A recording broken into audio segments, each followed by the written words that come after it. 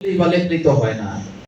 এই শিরোনামে একটা কন্টেন্ট বা একটা পোস্ট লিখছে আর এটা সবাই হুজুগের বসে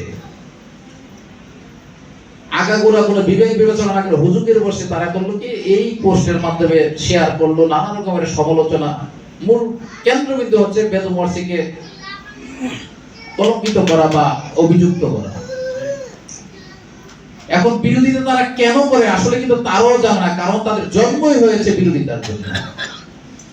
আপনি সমালোচনা করবেন, গঠনমূলক সমালোচনা করেন, এর পিছনে যথেষ্ট পরিমাণ লজিক আছে কিনা আপনারা তো দূরের কেউ না, কোন সমস্যা হলে পারস্পরিক আলোচনার মাধ্যমে সমাধান করতে পারতেন। কিন্তু যে একটা নাজুক একটা সামান্য বিষয় নিয়ে তারা বিষোদ্গার করছে, যে বাবা জাহাঙ্গীরের দর্শনকে বিকৃত করে দিচ্ছে, বাবা জাহাঙ্গীরের দর্শনকে এই সেই করে দিচ্ছে, বাবা জাহাঙ্গীরের দর্শন এই গেল গেল, এমনকি কেউ কেউ এতটাই উদ্ধত ভাবে আচরণ করছে যে একদম আইন আদালত ওই পর্যন্ত তারা চিন্তা ভাবনা করতেছে। আসলে তাদের মানসিক অসুস্থতা আমি মনে করি।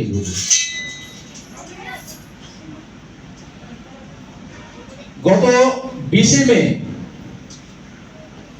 আপনারা জানেন যে বাবা জাহাঙ্গীর থাকা অবস্থায়, শ্বশুরের থাকা অবস্থায় বাবা বেদু মর্সি সুফিবাদ প্রকাশনালয় থেকে ব্যক্তিগত টাকা দিয়ে বই কিনে ফ্রি বিতরণ করতেন, তখনও করেছেন। আর একটা বই তখন কত করে বিক্রি হতো আর এখন কত করে বিক্রি হয়। তো শেষ পর্যন্ত তিনি চিন্তা করলেন যে বই যেহেতু ফ্রি বিতরণই করব, তাহলে আমরা যদি কিছু ছাপাই নেই তাহলে কেমন হয়, ছাপাইলে খরচটা কম পড়ে না। তো ওই চিন্তা থেকে উনি ব্যক্তিগতভাবে 2025 সালের জানুয়ারিতে এই বইটা আপনারা হয়তো খেয়াল আছে কিনা, এই বইটা আরো একটা বই আছে মাজার ও কবরের পার্থক্য, 3টা বই ছাপাইলেন এবং আমাদেরকে প্রত্যেকটা বই 50টা বা 20টা 30টা এরকম করে দিয়েছেন যাতে আমরা এলাকায় প্রচার করি এই বইগুলো। তো এই যেই বইগুলো ফ্রিতে দেওয়ার জন্য ছাপাইছেন, এগুলো তো ব্যবসায়ের জন্য না, এগুলো কি ব্যবসায়ের জন্য? আপনারা কি বলতে পারবেন যে টাকার বিনিময়ে এগুলো আমরা কারো কাছে বিতরণ করছি? এগুলো ফ্রিতে বিতরণ করার জন্য, বিনামূল্যে দেওয়ার জন্য বাবা বেদু মর্সি এই বইগুলো ছাপিয়ে ভক্তদের মাধ্যমে সারা বাংলাদেশে ছড়ানোর চেষ্টা করলেন এবং অনেক দর্শনার্থী আসে নতুন, তাদেরকে এই বইগুলো উপহার দেন। তো আমরা যারা নাকি আমরা মাঠে ময়দানে আমরা কাজ করি, যারা বাবা জাহাঙ্গীরের বইটা একদম তৃণমূল পর্যায়ে পৌঁছায় দেওয়ার জন্য আমরা কাজ করি, ওখানে আমাদের একটা অভিজ্ঞতা আছে। অভিজ্ঞতাটা কি, মৌলবাদ সাধারণ মানুষের মন মগজের মধ্যে এমন ভাবে সুফিবাদ বা ফকিরের বিরুদ্ধে একটা বিষাক্ত মনোভাব সৃষ্টি করে দিয়েছে, ওইখানে কোনো জানার প্রয়োজন নাই। অর্থাৎ কোন পীর ফকিরের নামটা শুনলেই কি তাদের অ্যালার্জি তৈরি হয়ে যায়, পর্বে থাক দূরের কথা। আমি এমনও দেখেছি যে যখন নাকি বইটা হাতে নিচে কাউকে দিলাম, ওই ডাক্তার বাবা জাহাঙ্গীর নামটা শোনার পর তার শরীরে মনে হয় যে কি একটা প্রতিক্রিয়া তৈরি হয়ে গেল, ইমান চলছে না, এই বাবাটার বই এগুলো পড়লে ইমান থাকবে না। কিন্তু সে কিন্তু বইটা পড়েই নাই, ঠিক আছে, কারণ এই বাবা শব্দটি না তাদের অ্যালার্জি। এখন বিষয় হচ্ছে আমাদের মুর্শেদ মাওলানা বাবা জাহাঙ্গীর চাইতেন ওনার যে বই, প্রত্যেকটা বইয়ের মধ্যে একটা কথা শুরুতে দেওয়া আছে, এটা আমরা সবাই জানি। এই যে একটি ঘোষণার মধ্যে যে কেউ এই বইটি ছাপাইয়া যে কোনো দামে বিক্রি অথবা প্রচার করিতে পারিবেন, ইহাতে লেখক ও প্রকাশকের পক্ষ হইতে কোনো প্রকার আপত্তি রহিল না এবং থাকিব না, কারণ এই বইটির মালিকানা লেখক নিজ হইতে সজ্ঞানে সমগ্র পৃথিবীর যে কোনো দেশের মুসলমান, হিন্দু, খ্রিস্টান এবং অন্য যে কোনো ধর্মের অনুসারীদেরকে সমানভাবে অধিকার দেওয়ার প্রকাশ্য ঘোষণা করিয়া গেলেন। তাছাড়া দৈনিক, সাপ্তাহিক, পাক্ষিক, মাসিক, ত্রৈমাসিক এবং যে কোনো সাময়িকীতে এই বইটির সম্পূর্ণ অথবা আংশিক লেখকের নামে অথবা যে কারো নামে ধারাবাহিকভাবে ছাপাইতে পারিবেন।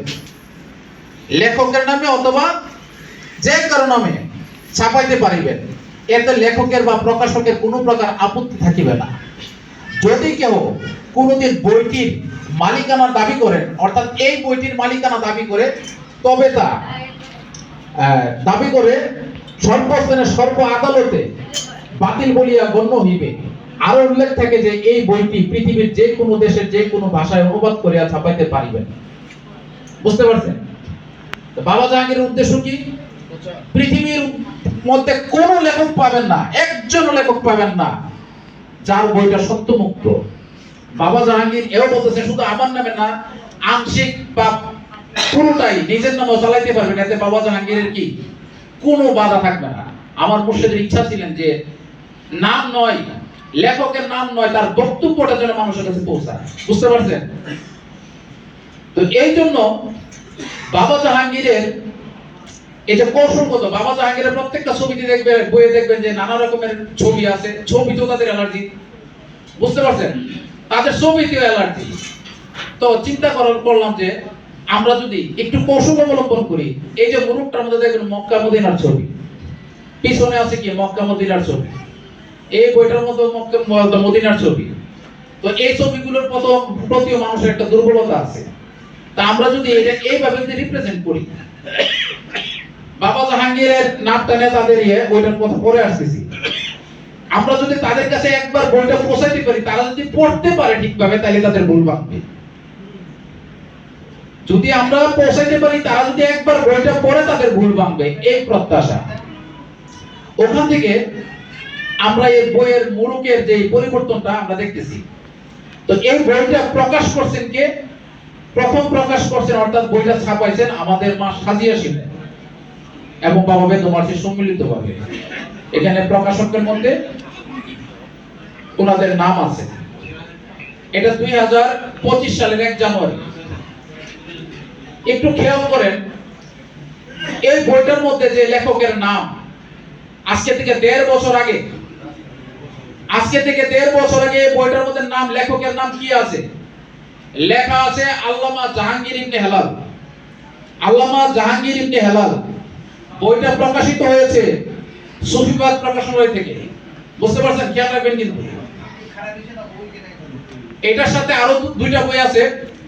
নামাজ 82 বার, কোরআনে আল কোরআনের দৃষ্টিতে নামাজ 82 বার। একই সাথে এই বইটা আরেকটা হচ্ছে কবর ও মাজারের পার্থক্য। নাম আল্লামা জাহাঙ্গীর ইবনে হেলাল। প্রকাশকাল 2025 সালের 1 জানুয়ারি। আর প্রকাশ করছে কোন প্রকাশনালয় থেকে? সুফিবাদ প্রকাশনালয় থেকে। এটা একটু স্মরণ রাখেন। 1.5 বছর পর, অর্থাৎ 2026 সালের 20 মে, যখন বই আবার নতুন করে ছাপানোর প্রয়োজন হলো, কারণ ওই বইগুলো বিতরণ হয়ে গেছে, এখন সিদ্ধান্ত নেওয়া হলো বইয়ের মুরুখটা আরেকটু উন্নত করি, বইটা একটু বড় করি, শব্দের বিন্যাসগুলো একটু বড় করি, যেন চশমা ছাড়াও কেউ পড়তে পারে। বুঝতে পারছেন? ফন্টগুলো একটু বড় করা হলো, বইয়ের সাইজ একটু, দেখেন আগের বইয়ের সাইজটা ছোট, এখনকার বইয়ের সাইজ একটু বড়। দেখছেন? তো এই বইটার মধ্যে মুরুখটাকে আমরা আরেকটু অন্যরকম করা হলো। এখন করার পর আগের বইয়ের মধ্যে যে নাম ছিল গত 1.5 বছর আগে, আল্লামা জাহাঙ্গীর ইবনে হেলাল, সেম আল্লামা জাহাঙ্গীর ইবনে হেলাল মলাটের মধ্যে আছে। কোথায় আছে? মলাটের মধ্যে। ওইটারও মলাটের মধ্যে। কাভার পেজের পিছনে লেখা আছে চেরাগে জান শরীফ কালান্দার ডাক্তার বাবা জাহাঙ্গীর। লেখকের নাম চেরাগে জান শরীফ কালান্দার ডাক্তার বাবা জাহাঙ্গীর।